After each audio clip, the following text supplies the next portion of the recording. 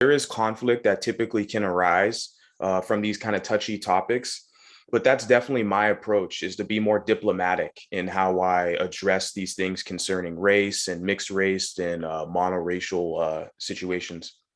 Totally. So that's the reason why I approached you.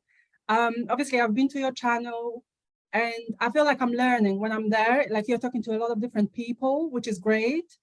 And yeah, so we are here today. Would you like to introduce yourself first, since you are my guest?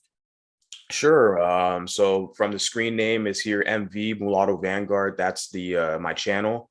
I'm originally from Southern California, United States, born and raised in the United States. I'm currently in the United States right now, just not in California. But most of my life, from childhood to high school, and then even in college, I attended university, was in California. So Cool. yeah. Okay, okay. So I'm going to introduce myself as well for the people that have not been to my channel before. So if this is your first time, my name is Monika. My channel is called Afropean Monika. I was born in Poland. Yes, it's not a lie. Pretty much Łódź. I'm not sure if you heard of the town. It's a city. I was born in Łódź. Pretty much spent the first 2 to 3 years of my life at a university campus with my mom and my dad. My dad is Nigerian and American, actually, as well, right now. He's been an American citizen for the past 7 years. But at that time, he was only Nigerian. And my mom was Polish. So after that, I moved to a small town in Poland, and my dad moved back to Nigeria. Um, I studied at a university in Poland, in Szczecin, which is near the German border. And then after the university, I moved back to London, not back to London, I moved to London. And another significant thing, I believe, for a mixed race person, or at least for myself, is that I visited Africa for the first time last year. You also did that, right? We both visited Ghana.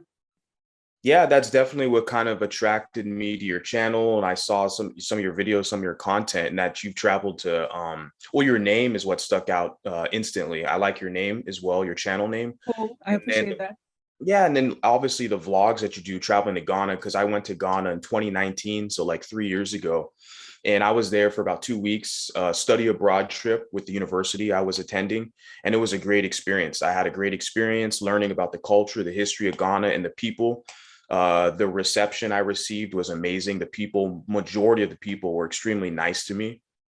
The children and the adults, because I went to a couple schools there, and I went to like an orphanage as well. So I got to do like community work there, and it was a great experience. And so that's what really kind of connected me to you, your content, your I channel, that agree. we have that Mhm. in common. How mixed race content platforms benefit or harm biracial people? So there are so many platforms right now all over the world, but especially in America, I feel you guys are fighting for your rights, which I get. To be recognized, not for your rights as much, but just to be recognized as a separate Right. group.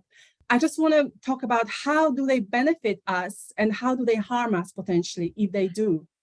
Definitely. Yeah, I can answer that. But firstly, like you say, separate. I used that word before prior, but I think the word, J4 Conversations, definitely he's like an older gentleman in the space.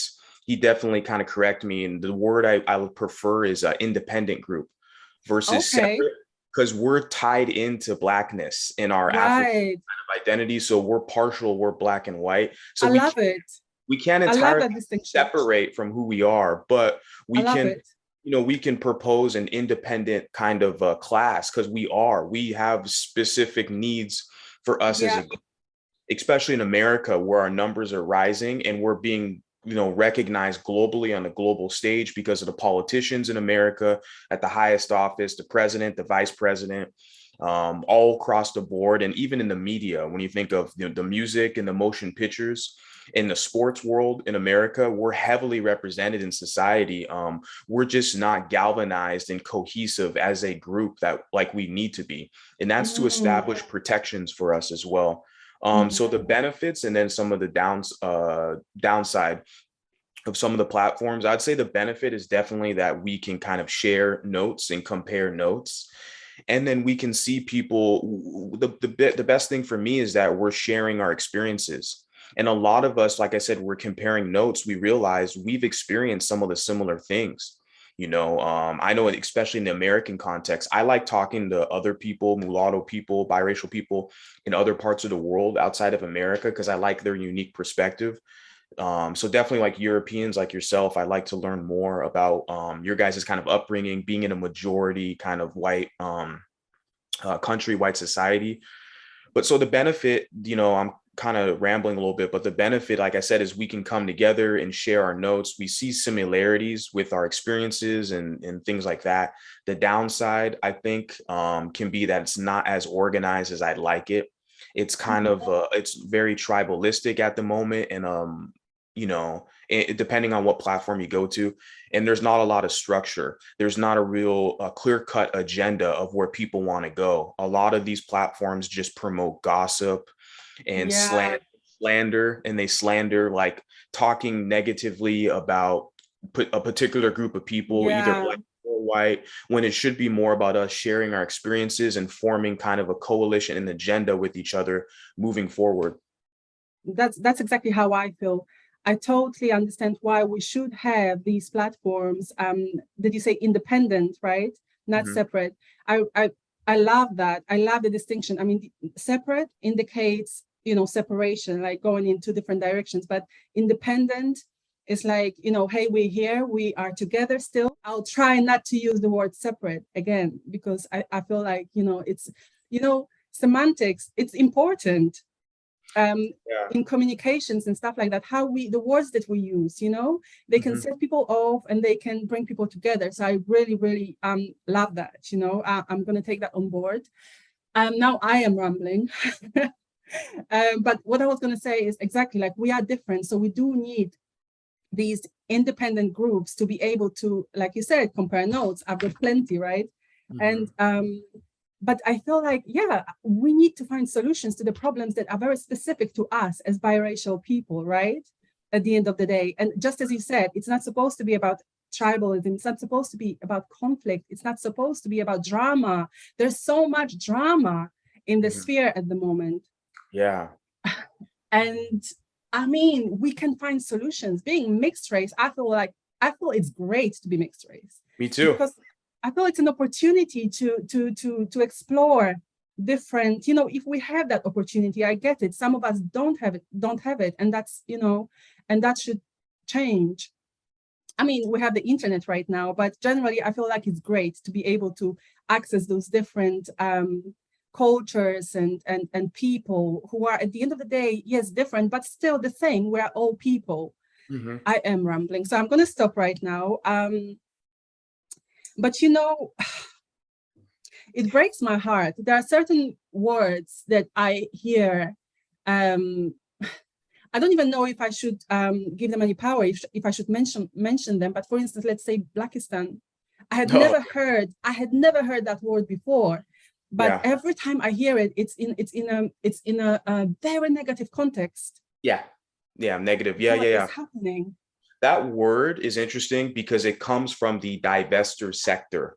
So it's particularly within the Black female spaces, but these are Black women who are kind of disgruntled, or they have buyer's remorse from negative relationships they've had with Black men. So they want to escape their Blackness, so to speak, in Black Is it the relationships. mixed race women specifically that use that word the most? Yeah, who are more so Black identified. Uh-huh. But so the thing is, like, maybe they had a Black father who was not present in the household, so that had a negative impact in their upbringing. Yeah. And so they might have some issues there.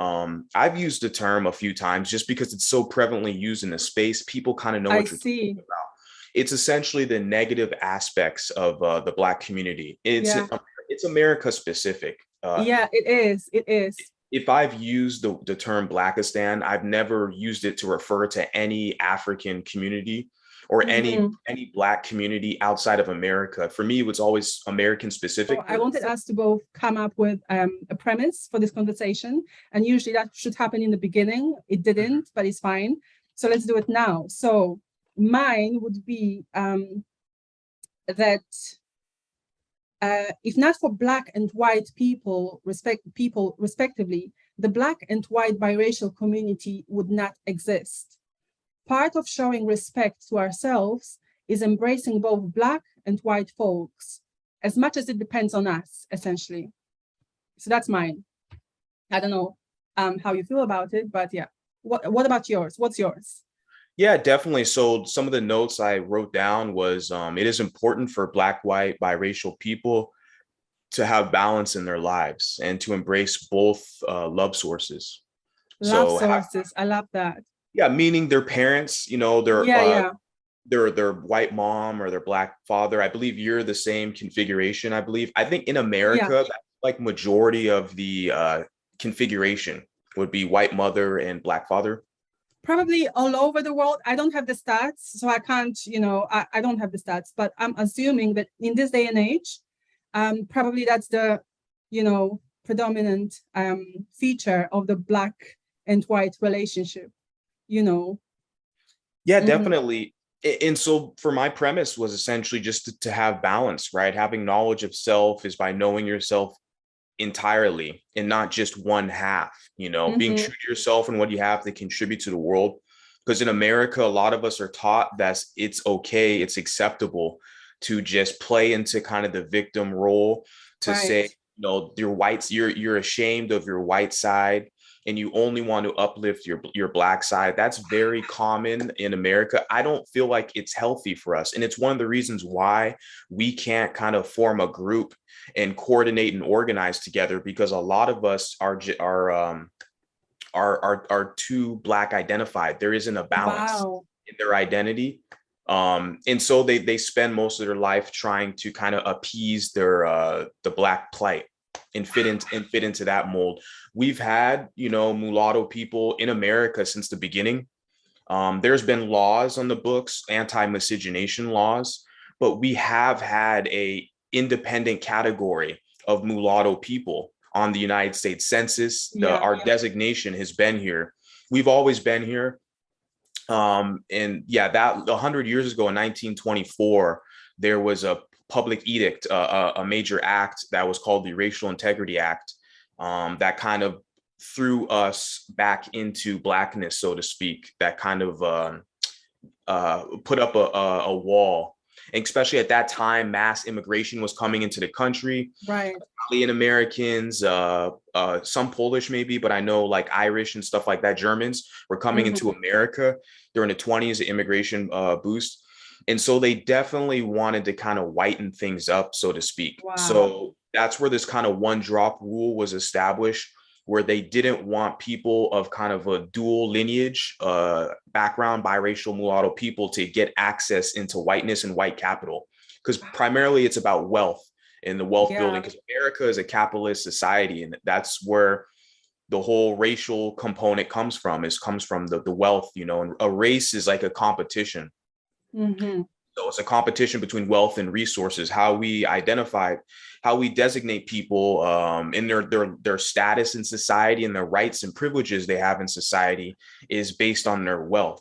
So the Mhm. wealthier you are, the more rights you have, the more social status, the more power and influence you have in society. So this has been a game that's been being played for a long time. I think this is the right time to talk about maybe my experience of being mixed race in Poland, right? Because it's very different being mixed race in the part of Europe that's predominantly white is so different. You cannot identify with your Blackness because there is no Blackness around you, right? And sadly, what happens a lot is, of course, we know that like many of the relationships between Black and white partners or some of those marriages, they often break for whatever reasons. Like they have so many more challenges to deal with, sadly. So now, let's say like in my situation, right, my dad had some health issues, and those health issues were always amplified by the cold weather. So he went back to Nigeria. He was going to come back, but then life happened. It was back in the day, long time ago. So traveling wasn't what it is now, and he kind of didn't come back. I reunited with my dad when I was in my early 20s when I came to London, but when I was in Poland, he wasn't there for the most part, really. Um, yeah, and I did not have any reference when it comes to my Blackness, right? They don't teach you about Blackness in Polish schools. There are no Black people around you, especially if you grow up in a small town, um, that you can talk to, that you can learn from, that you can, just associate yourself with. It's not there. Um, so it's funny because being in white Europe, when you lose a parent, whether you lose that parent for a time or let's say the marriage splits, right, and the partners split, and the Black partner goes back to their country, whether that be Africa, that's not a country, I know, sorry, I mean, like, a country in Africa or anywhere else. You don't just lose a parent, you also lose access to the culture. You also lose access to Blackness, right? And I feel like that's the main difference between growing up in a place like, I don't know, California, right, in America, and maybe somewhere in Poland or another country that's predominantly white.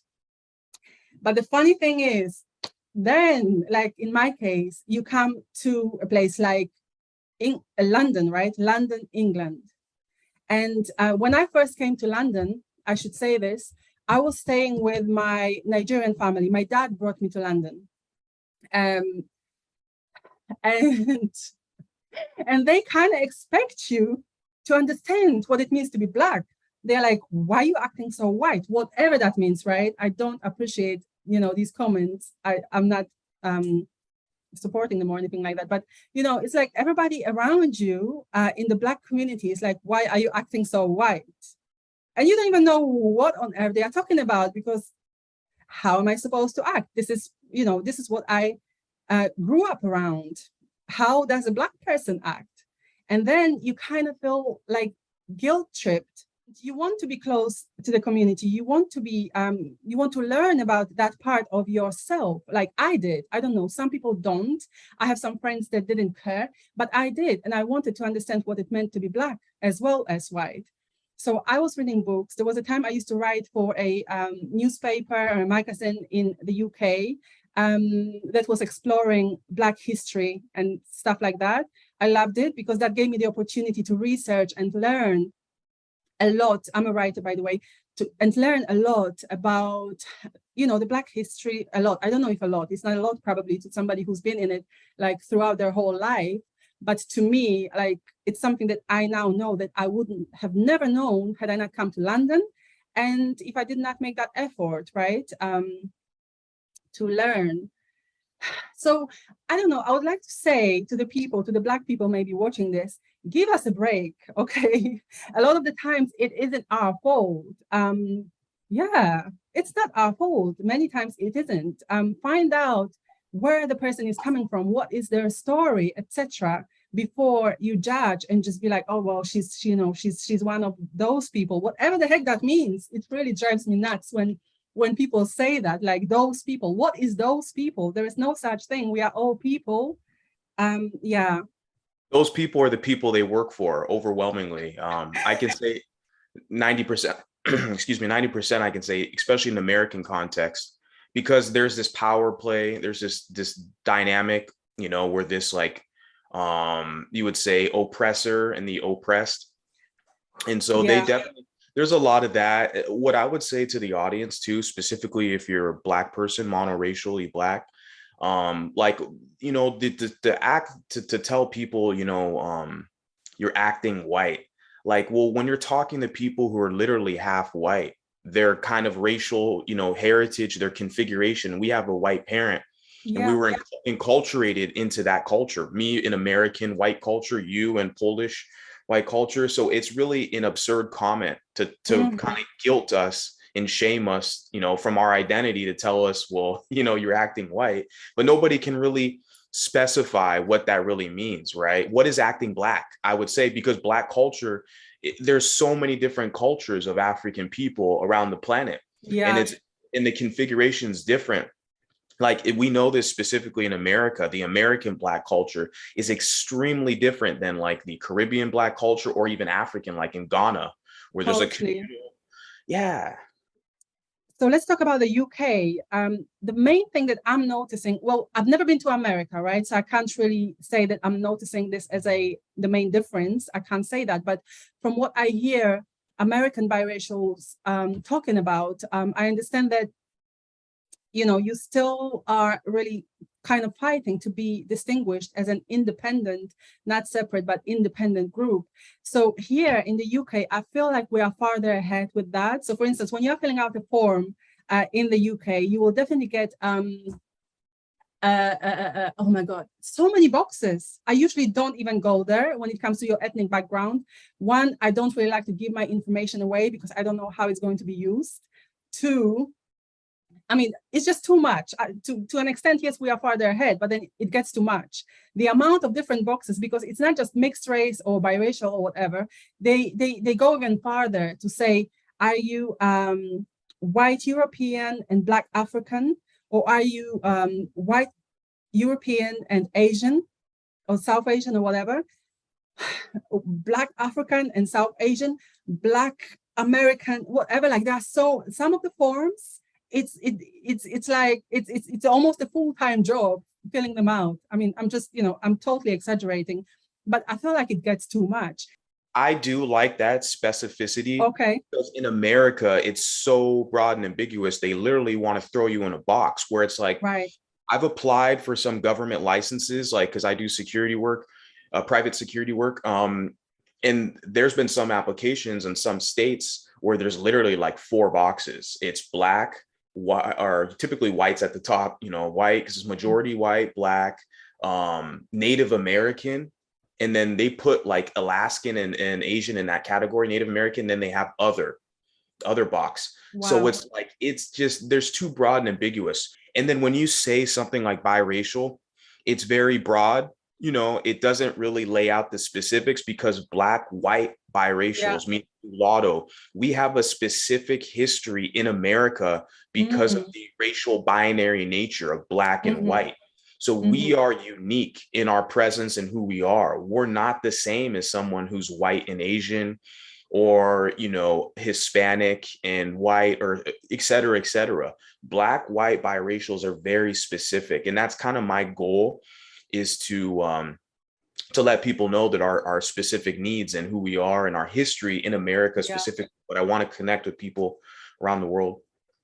And our unique challenges, right? Because we also have very unique challenges. Like even what I just mentioned, maybe it's not like that in America, but you know, um, uh, someone who's biracial in the predominantly white Europe, you lose a parent, the black parent, you lose Yeah. access, right, to your blackness.